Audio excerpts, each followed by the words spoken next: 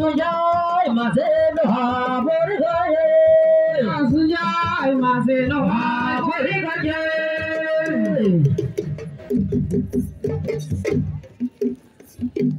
aca ndeysaan première demi-finale baa ngi noonu aca Solomon bu Talen waaw mu arrière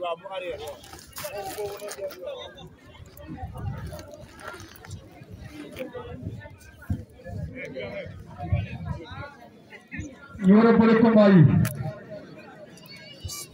génn ci leen ñu ngi motali demi-finale yi yaana ki desoon dem tudd Jamteeri bu Njaañaay aca Solomon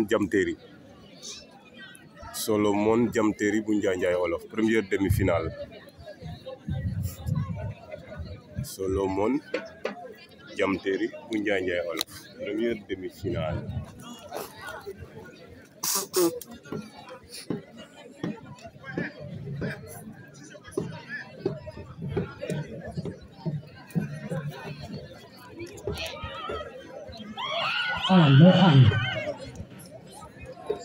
aca ndeysaan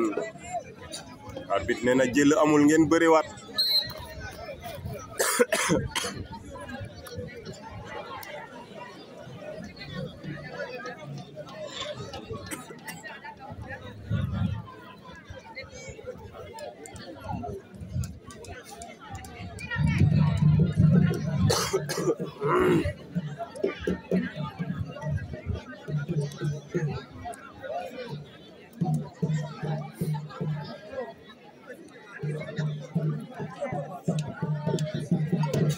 Aïssa pour Sambulum TV la nu de première demi-finale a xoyte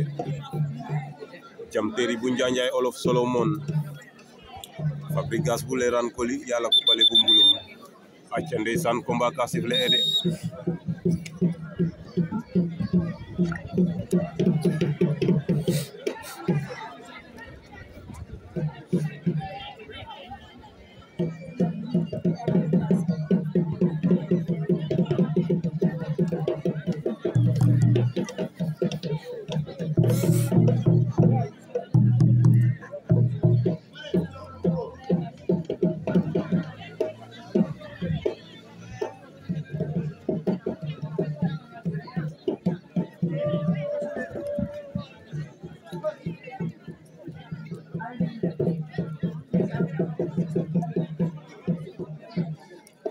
acca ndeysaan diggante Solomon Jamteeri diggante Fabregas yàlla ko bale